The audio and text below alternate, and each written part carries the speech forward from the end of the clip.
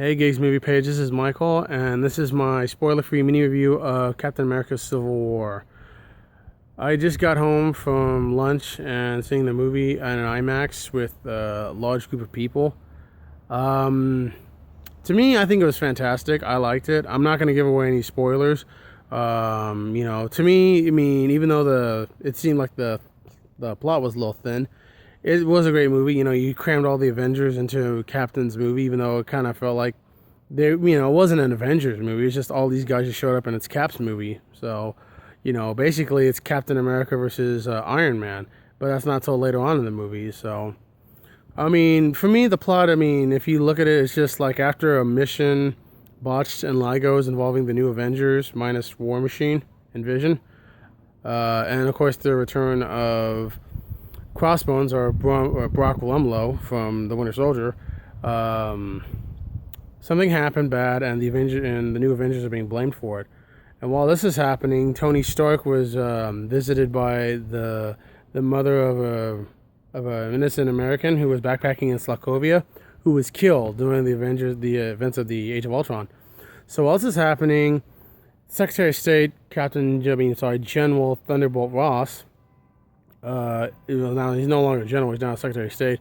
Has issued a superhero legislation act from the comics, where it's going to be the Sokovia Peace Accords, like the Paris Peace Accords that Kissinger did. Only it's now the Avengers. We want peace with the UN. While this is happening, Romanoff meets Prince T'Challa, who is Black Panther. When a bombing goes off at the UN, everybody automatically blames Bucky, Bucky Barnes.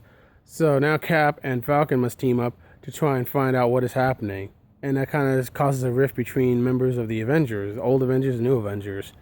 And you've seen the trailers, basically it's Iron Man versus Cap. So Cap's for the peace accords, Iron Man's are for the peace accords, Stark, while Cap's not. And then that's when more stuff happens.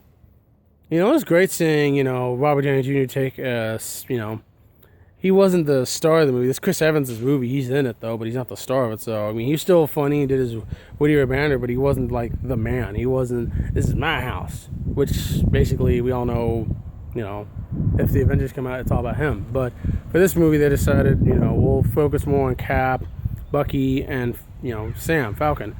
And then, everybody else just gets equal screen time. So, people automatically ask me if I thought this is better than Batman versus Superman. I'm not going to get into DC Marvel bashing or like versus thing, because to me, they're both different tone in movies. This is, however, the longest Marvel movie to date so far. It's not like the Infinity Wars, 2 movies, but it was, I think, 2 hours and a half, 2 hours, 45 minutes, but it felt long, Everybody was up to par with their movies. With the actors, all the actors were up par. You have Evans and you have RDJ doing their thing, and then you have the 2 breakout stars, which is Chadwick Boseman playing Black Panther, and then you have Tom Holland, who just steals the show as Spider-Man, and then Marissa Tomei even shows up as Aunt May, which I thought was cool. And then there's 2 different endings. They both set up movies down the line. I'm not gonna say which ones, but they do set up future movies, like Ant-Man did with Civil War and Ant-Man and the Wasp. So,